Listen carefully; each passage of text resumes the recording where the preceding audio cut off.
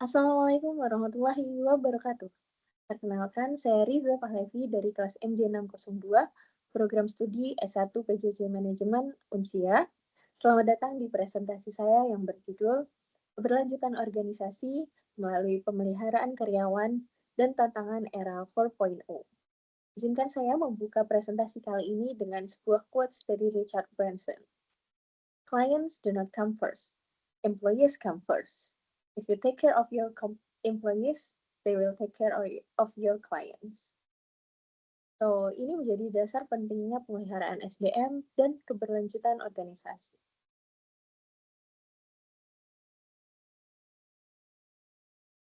Kita hidup di era disrupsi 4.0 dengan otomatisasi, digitalisasi, sehingga kerja hybrid yang menantang adaptabilitas. Namun, satu hal yang tidak berubah, karyawan tetap menjadi aset utama perusahaan. Sayangnya, banyak perusahaan gagal mempertahankan keberlanjutan karena mengabaikan kesejahteraan, keselamatan, dan adaptasi SDM mereka. Contohnya di sini Google menyediakan mental health days, makanan gratis, daycare, dan lain sebagainya.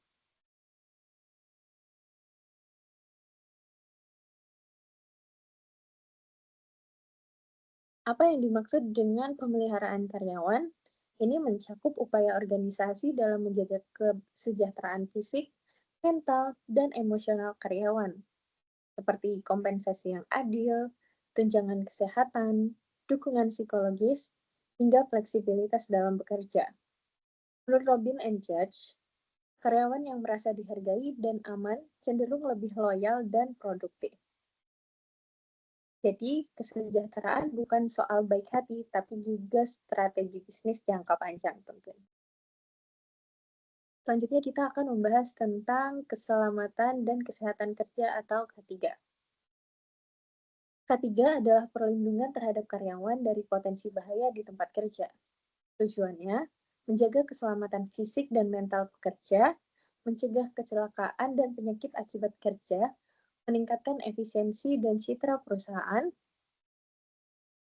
Studi dari OSHA menunjukkan lingkungan kerja yang aman berbanding lurus dengan tingkat retensi karyawan yang tinggi dan penurunan burnout.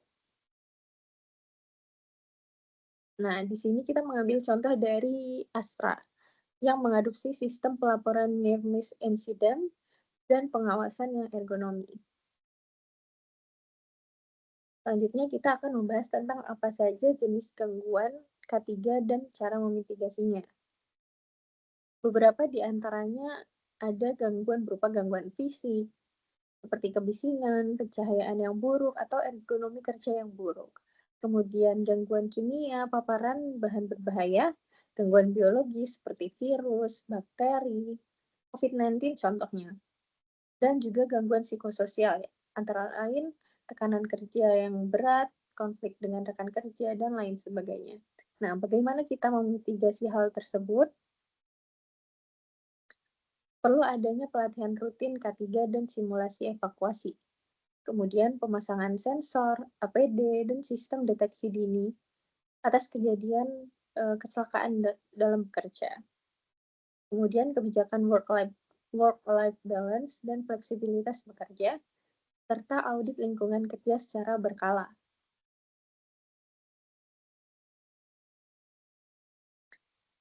Nah, di era 4.0 membawa tantangan baru, antara lain otomatisasi menggantikan beberapa fungsi manusia, digitalisasi, serta kebutuhan keterampilan baru.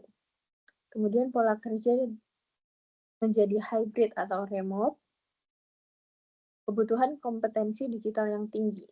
Nah, kita sebagai HR harus siap menjadi strategic planner, bukan sekedar admin. HR harus mampu mendorong untuk upgrading skills, digital mindset, dan adaptabilitas dan agility. Nah, kita mengambil contoh dari dua perusahaan besar di Indonesia nih. Yang pertama ada Telkom Indonesia yang telah mengembangkan Digital Capability Academy untuk melatih pegawai dari konvensional ke digital. Serta Gojek yang menerapkan Haris untuk memonitoring kinerja real-time dan keterlibatan pegawai.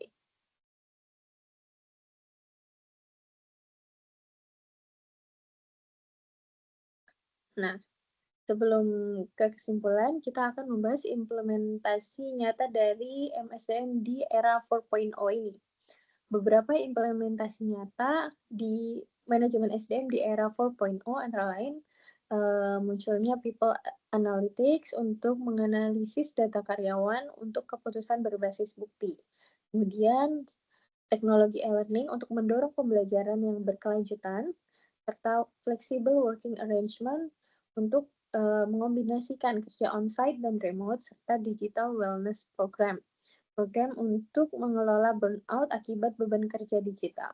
Strategi ini bukan hanya adaptif, tapi juga mendorong produktivitas dan keberlanjutan jangka panjang. Simpulannya, keberlanjutan organisasi sangat bergantung pada bagaimana kita memperlakukan dan memberdayakan karyawan. K3 dan kesejahteraan bukan sekedar formalitas, tapi juga kebutuhan strategis. Di era 4.0, SDM harus agile, tech savvy, dan terus belajar. Rekomendasi dari saya, kita perlu membangun budaya kerja yang sehat dan suportif. Kemudian kita harus investasi dalam digital HR tools, juga fokus pada pengembangan kompetensi yang berkelanjutan. Dan seperti kata Peter Drucker, the best way to predict the future is to create it. So, take care of your employees and they'll take care of your business. Berikut kami sampaikan juga daftar pustaka sebagai bahan dalam menyusun video ini. Di akhir, saya ucapkan terima kasih sudah menyimak dan menonton video saya. Terima kasih dan sampai jumpa.